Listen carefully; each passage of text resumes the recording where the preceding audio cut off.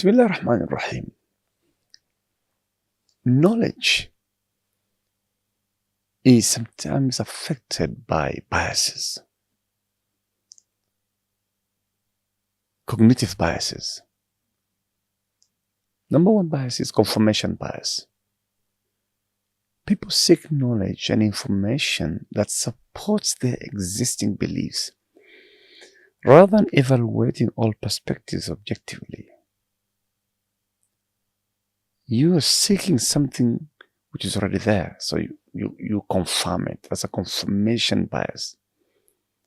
Number two is overconfidence bias, making decisions based on assumptions, seeking knowledge based on assumptions rather than evidence, ad-dalil.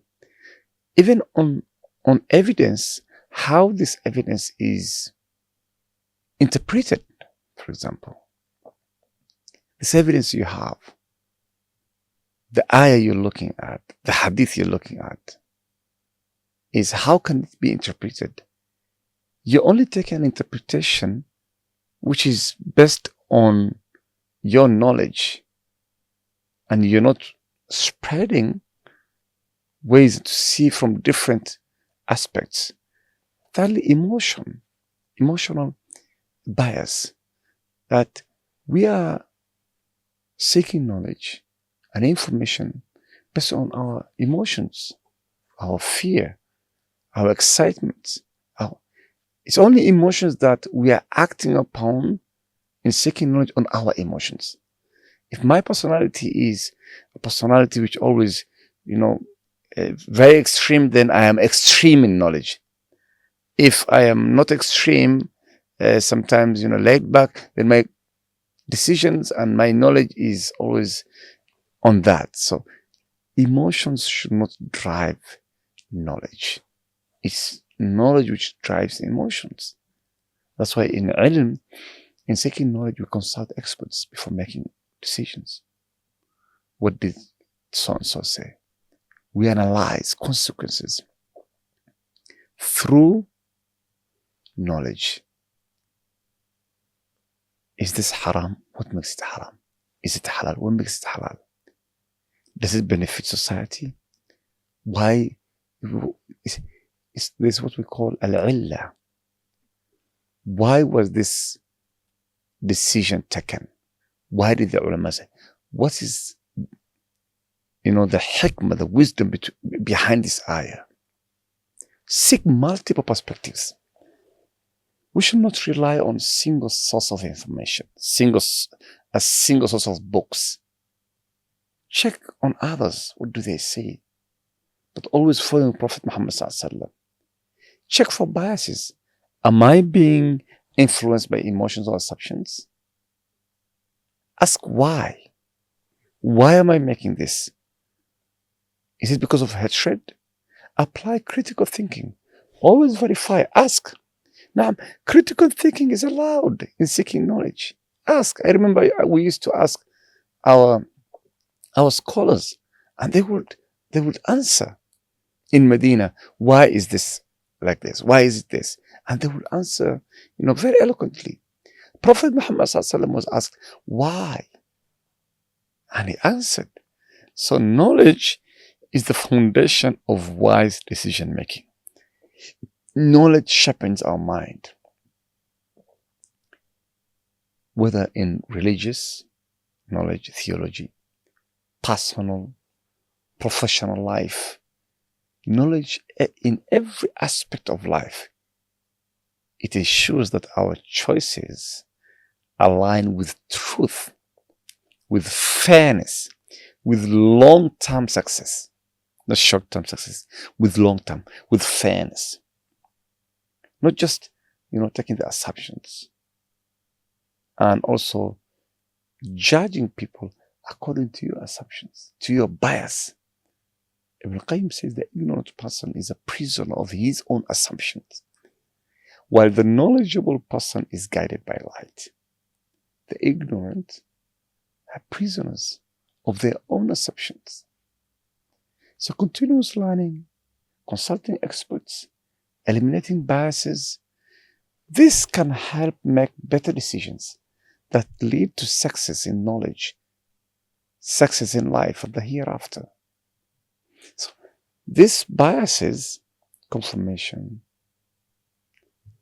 other biases that we've talked about, all these biases come as a block on seeking knowledge and getting pure knowledge.